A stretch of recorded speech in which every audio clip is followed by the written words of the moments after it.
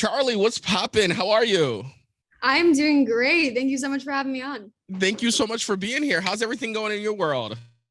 Great. I'm in Miami right now, so I can't complain. It's always a good time out here. I was about to say Miami.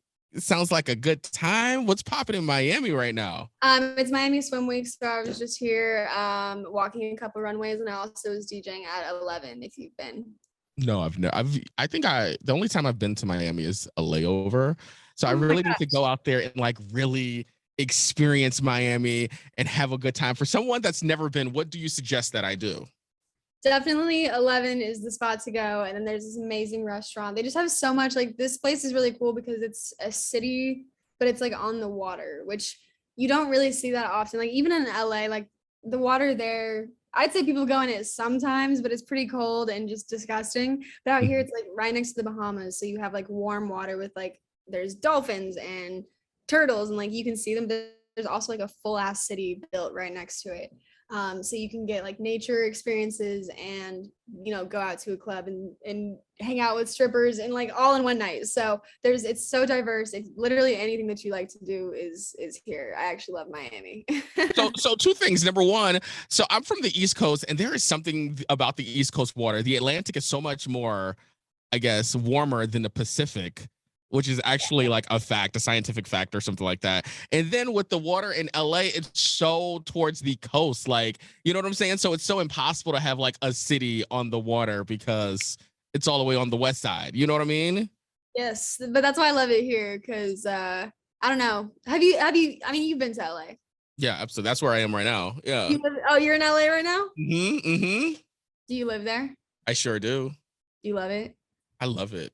You Good. know what? I really wish that the beach was more accessible, like how it is on the East Coast, if that makes sense. Yeah, I lived in Santa Monica for 2.5 years, like right on Third Street, and I was really close to the beach, but I did never really go because it was just so many people all the time. And again, I'm from Las Vegas originally, Mhm. so I like warm, and the ocean's really cold there. It has to be at least 100 degrees for the ocean to be remotely warm. You feel me? Yeah, have you been to Vegas? I have. I have. It's pretty close to LA. It's a little too easy to get there. What are some of the things that you do, I guess, growing up in Vegas? That's such a good question. There's not much to do unless you're 21. So we would just, I played sports a lot. That was like my whole thing. I actually signed like a D1 scholarship to go run track and field at Cal State Fullerton before I started doing what I'm Mhm. doing now. I saw that you were mentioned in Forbes earlier this year. How did that feel? That was extremely surreal for me. It's really cool to see how much legitimacy has come around social media in the past couple of years. I've been doing it since I was 17, 18 years old. Mhm. And I always saw like a really big opportunity with it. But obviously, like you remember, like people used to shit on people that did social media. It was like, what is like, I don't know, I got made fun of for it. They would turn their nose up at it, Yes. which is Um, crazy. I I wonder why people were like that. Just because it's something new, it's something different that people don't understand. Obviously, a lot of people are like, "Oh, you're doing it for attention." Like people were very confused why certain individuals got so much attention around them. But there is like a whole strategy, and it is a business, and it can be ran like that. And I'm also very passionate about taking pictures and videos, and that's why I got into it. But that's what, quote unquote, it's now called social media, but it was a photo and video sharing platform to initially begin with. So I'm passionate about photo and video. I will always do that the rest of my life, no matter what. But Instagram is a way for me to put that out there. But now everyone just jumps on to jump on. Like people complain about Instagram and TikTok and this all the time, but it's because they don't even like making videos. They don't even like taking pictures. They're just doing it to do it because it's what everyone's doing. And that's why I'm like, you don't have to do it. Like it's totally an option. Like, but it is a really, really beautiful thing that can be, if utilized properly, like such a beneficial thing to someone like myself.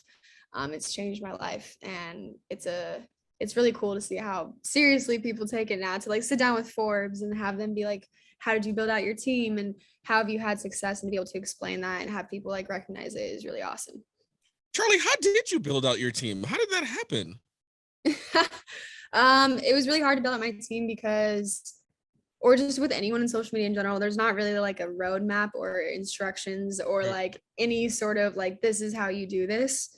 contrary to like the music industry or modeling. It's like there's all these agencies, there's all these managers, there's all like people that have done this before, but with social media there's not really like a formula or something that makes it work. So I just over time had to find people who sort of had the same mindset that I had in the way that they run their businesses or their lives. A lot of people on my team aren't just social media involved. They more come from the music space and a mix of like social media, music space. I also have 2 businesses, so like having that entrepreneurial mindset's really important. It was honestly just people that I respect, and we're friends with, and we ended up working together, and it's been amazing. You know, it's interesting. Earlier, you mentioned strategy, and I didn't necessarily think that there was like a strategy to social media. I thought like if you post having a good time, people will see it. But I feel like there is somewhat of a strategy. What is the strategy? I guess you go by go with. Well, I've been able to recognize what that strategy is over time because I was just doing it naturally. Like I don't really think too hard about it because I really like, again, like capturing moments. Like if I wasn't posting on Instagram, I'd be like a crazy scrapbook mom, like having like so many photos just on my walls. Like I'd be doing that anyways. So, but then I started paying attention to what I was doing naturally because I enjoyed it.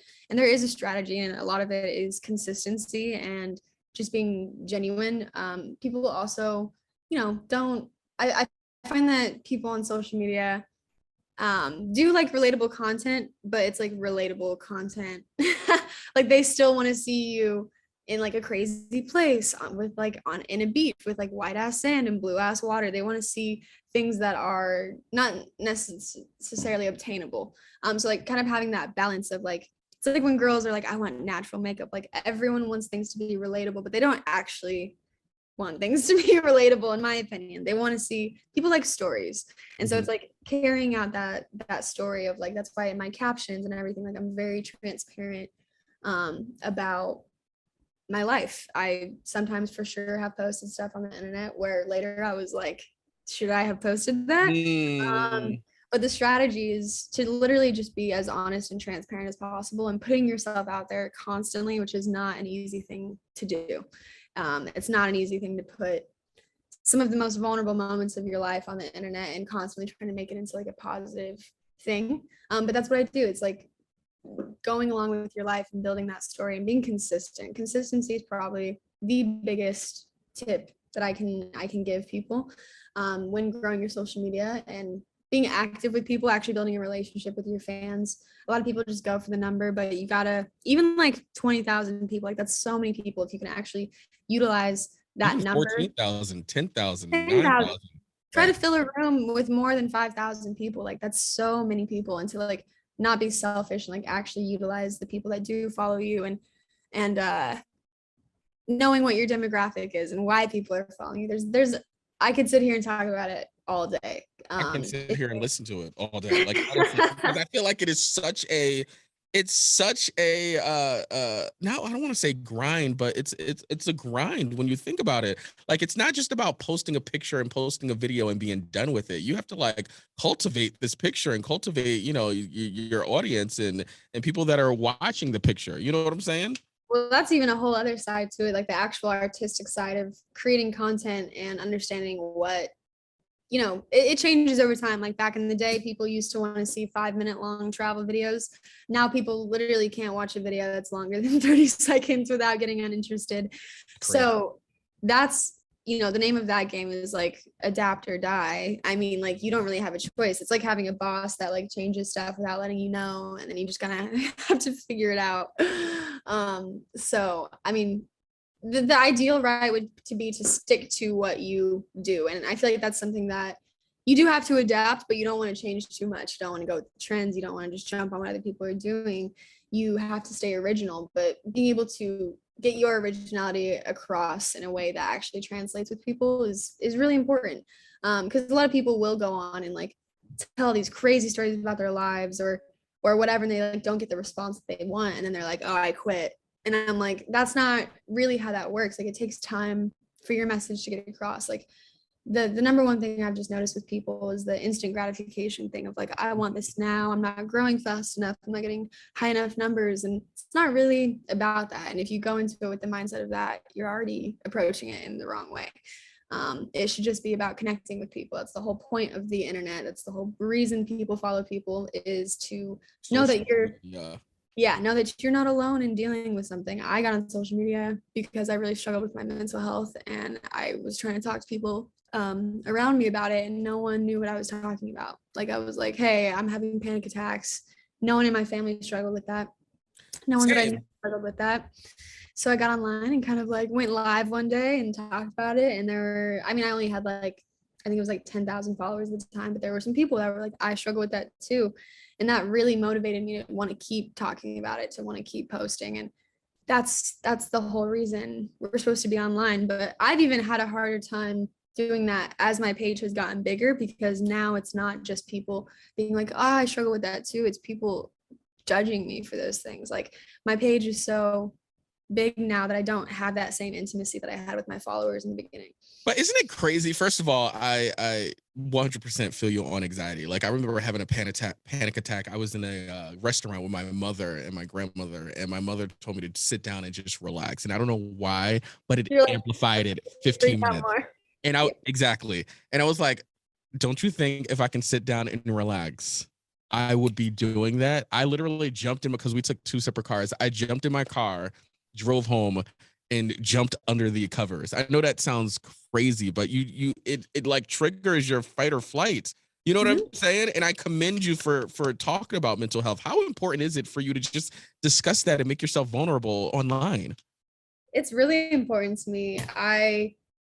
I try to do it sparingly now, and I try to be very direct when I do it, because I feel like mental health sort of became like a trending topic for people at some point, Mhm. that didn't even necessarily like go about it the correct way, because it's a very sensitive subject. Like, you don't want to trigger people, because sometimes when you're just online, just like being like, yeah, I struggle with cutting, or I struggle with an eating disorder, it can be very harmful for people as well to constantly see that type of content. So like, I always try to be positive. I try to, if I do talk about mental health, I loop it back around to a positive way to deal with it always. Like, I'm never just like online being like, because I used to do that sometimes. I used to go online and just be so sad and be like ranting and venting, but there wasn't really like a purpose to it, besides like getting out my own personal feelings. So now I try to really like go about it in a way where I can help people and give them the strength and be like, hey, I do struggle with this, but this is what I do to combat it. This is what these are the steps you need to take to feel better. And I try to just give advice, but I'm also only 23 years old, so I always need advice too. And I try to be receptive to that advice from the people around me in my real life, because I was looking for that comfort online for a long time of like, I'm being vulnerable so people can help me back, but it's a little one-sided for me. Like, for them, it's like, okay, like there's someone speaking, giving advice, but I don't really get that back. So I had to find outlets in my real life to receive that. And then now I'm just grateful that I'm able to have such a reach with all those people and be able to talk to other girls, boys, teenagers that deal with that. And I always remind teenagers too, I'm like, promise it gets better. Like, Yes. all these doctors that like 100%. prescribe pills and like birth control and all these like things to regulate teenagers' feelings. I'm like, this is just hormones. I'm like, you really gotta work through that stuff. Like, don't be taking too much medication. Don't be, doing like really drastic things. Like, it'll even out at some point. And just having someone to tell them that, because like a lot of parents are just like, what's wrong with you? Like, this is a phase. Instead of like taking the time to talk to their kids about what they're going through, or they just think they're being dramatic. But it really makes a difference just taking that time to sit and talk to someone. It's interesting. How do you, I guess, keep your peace? Because I feel like mental health and social media kind of doesn't go hand in hand, because it can kind of, you know what I'm saying? You know what I mean? I do. It's definitely not something that always helps, but it's I don't know how to describe it. Like I said, I forget that I'm posting for millions of people, like straight up. Like, I've been doing it for so long. That's not really my intention going into it, but I could see how it would be really, really damaging for a lot of people that For do like a struggle with 14-year mental old. health. Like, Right. if I didn't get enough likes and that like really affected me, which that does happen to a lot of my friends. That's why I'm like, if you're not passionate about what you're posting, like, you have to disattach your expectation from your engagement. Like, you just can't. Also, can we just say that likes does not define you as a person? It does not. It really does not. Like, you can make the coolest stuff. Some of the people doing the coolest stuff in the entire world have no recognition on social media at all. Like, it does not define who you are. It does not define if you're a good person. And I think a lot of people need to realize that that is the case. I think it's a good indicator of how well people are interacting with your business, and that's probably it. But if you attach it to like who you are as a person at all, it'll really ruin your mental health. So again, social media can be really amazing. It can also be really harmful. Mhm. And I think that people give it too much power. It's really the people who have control over that. I'm like, if we all collectively just decided to not comment terrible shit, that would help a lot, but that's never going to happen. Tell us, what are you working on next? So I just released a song, Stoker, which was really, really exciting. I released it last month, and the music video is going to be coming out soon. We've been working on that, so that's really exciting. I did social media for a long time, but DJing is what I do full time now, and it's so much fun. I'm very passionate about music.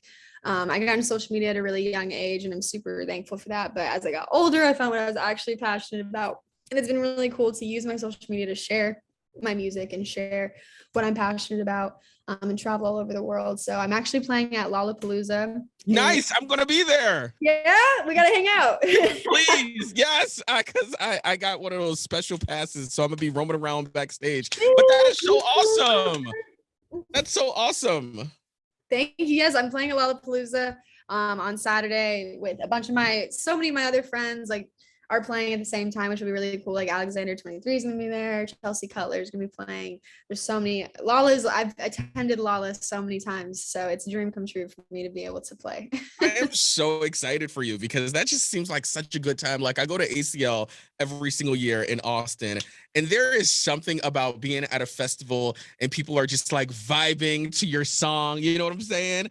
Vibing. I've never been to ACL. I want to go so bad. You have to go. It's like Lollapalooza, but for it's 2 weekends, and I think it's like end of October, mid-October, end of October. So you would definitely have a good time. In Austin too. Have you been to Austin? No, but I've heard it's so fun. I've only been to like Houston and Dallas. Let me tell you, definitely more fun than those two places. Yeah, I'll have to go check it out. Have you been to Buc-ee's in Texas? Yes, I used to live in Texas. Yeah, it's literally like you can find a brisket and also a toilet in the same store. Only in Texas. Exactly. Charly, it was a pleasure. Thank you so much for coming on and hanging out with us.